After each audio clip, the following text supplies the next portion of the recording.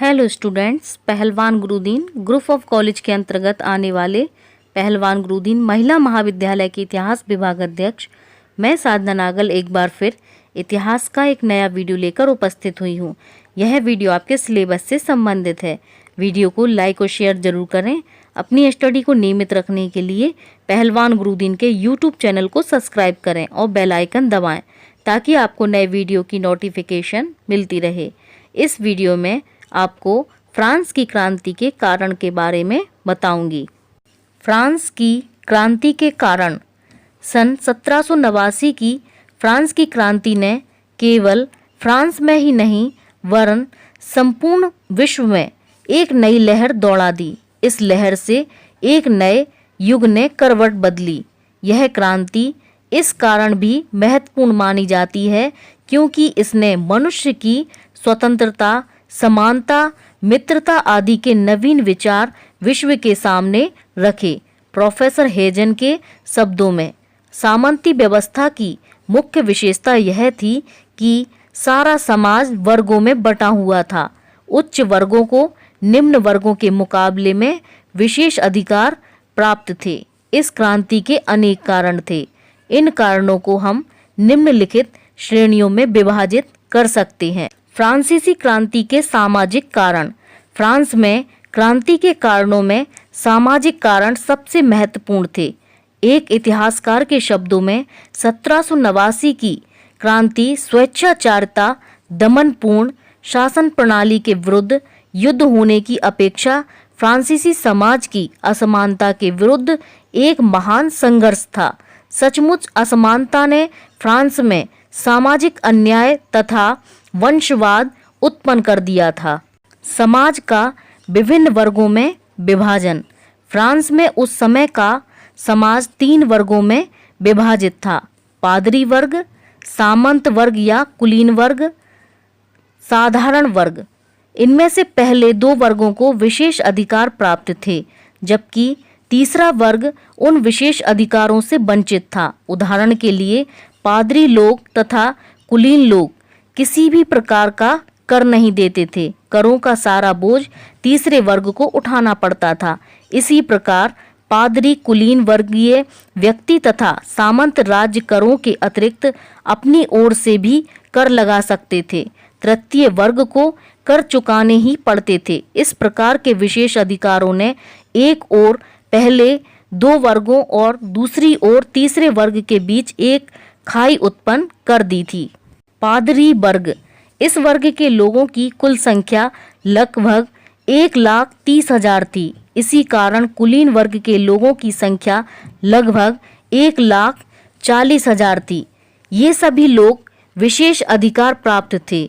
इस आनंदमय जीवन का उपभोग करने वाले लोगों की संख्या एक अनुमान के अनुसार लगभग 6 लाख थी। फ्रांस का राज्य धर्म रोमन कैथोलिक धर्म संगठन था, जो कि पादरियों को प्रथम श्रेणी के नागरिकों के रूप में मानता था।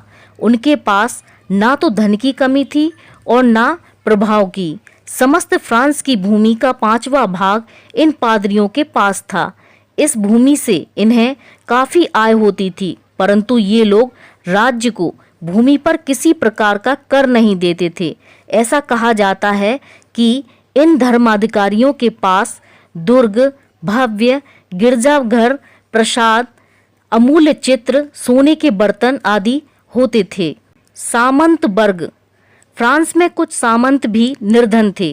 राज दरबार में रहने वाले सामंत तो धनी थे और उच्च तथा प्रभावशाली पद भी उन्हीं को ही प्राप्त होते रहते थे, परंतु जो सामंत प्रदेशों में रहते थे वह निर्धन थे।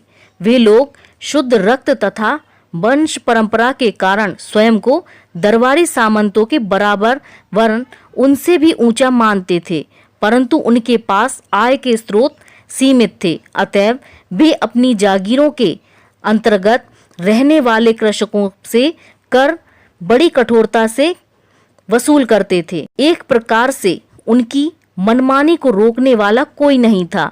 इन लोगों का साथ तृतीय वर्ग ने नहीं दिया। इनकी संख्या लगभग 1,35,000 थी। फिर भी पादरियों और सामंतों का समाज में आदर था। तीसरी श्रेणी के लोग उनके साथ अत्यंत विनयपूर्वक बातें करते थे। नाटक गृहों में उनके लिए पृथक से स्थान सुरक्षित रहते थे। वे लोग परिश्रम का कोई कार्य नहीं करते थे क्योंकि इससे उनकी प्रतिष्ठा पर आंच आती थी।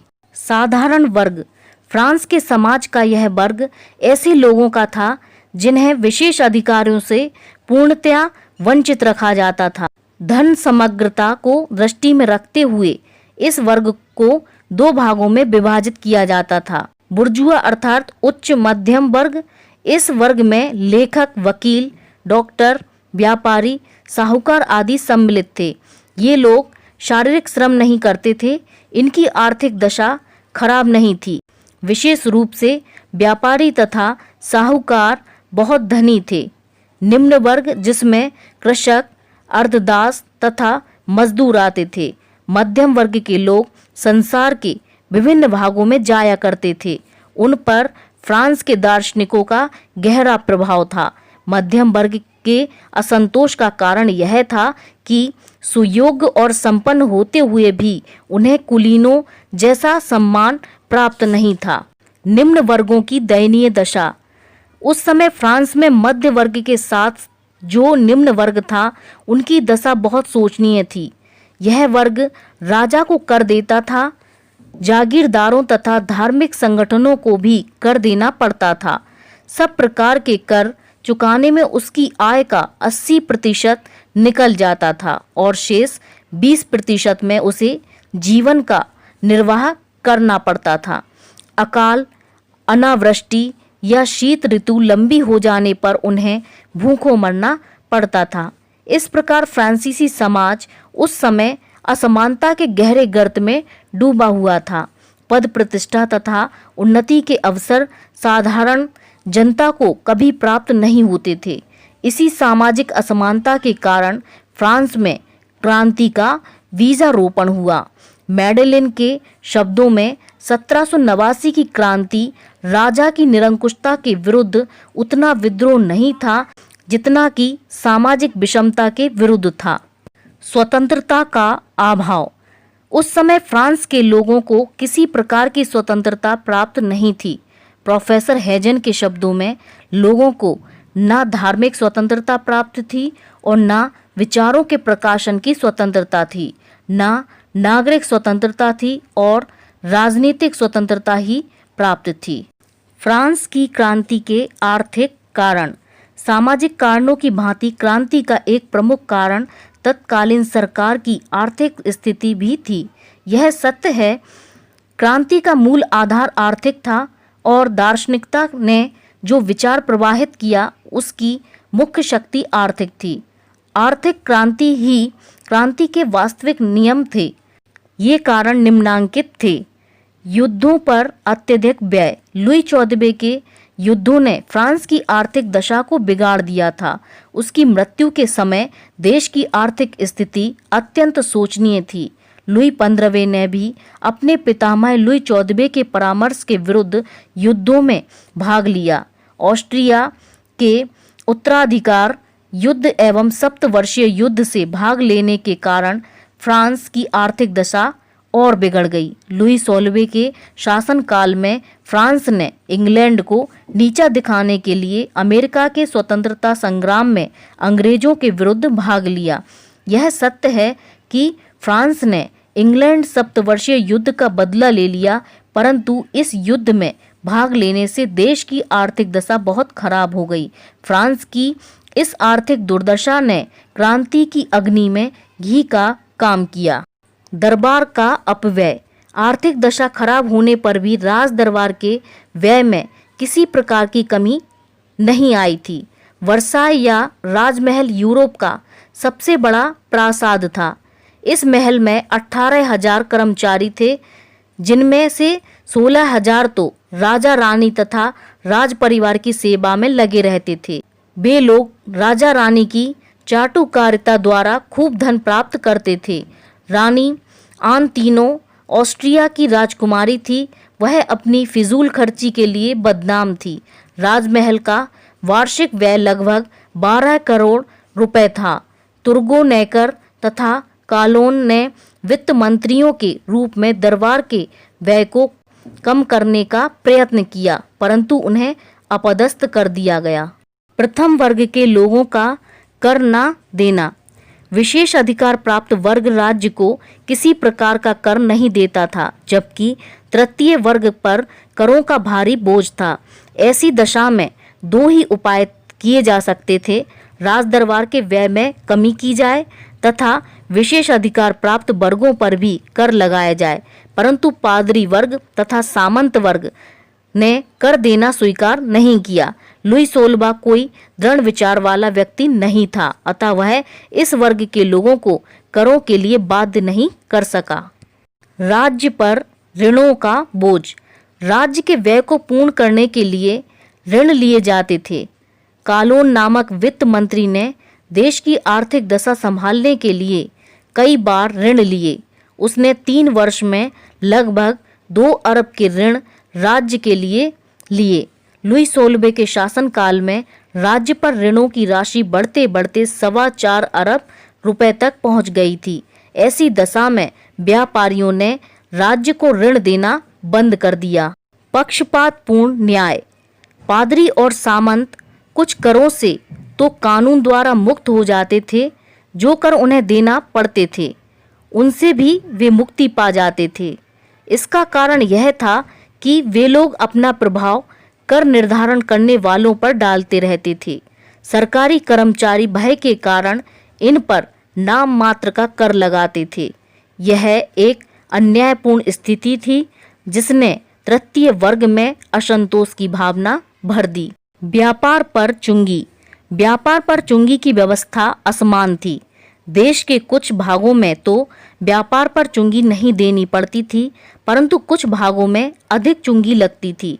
इस प्रकार के 13 प्रांतों के मुकाबले 19 प्रांतों में एक सीमा से दूसरी सीमा में आने जाने पर चुंगी देनी पड़ती थी। ये चुंगियां असाध्य बोझ के समान थीं, इसलिए व्यापार में बाधा पड़ती थी। असहनीय कर।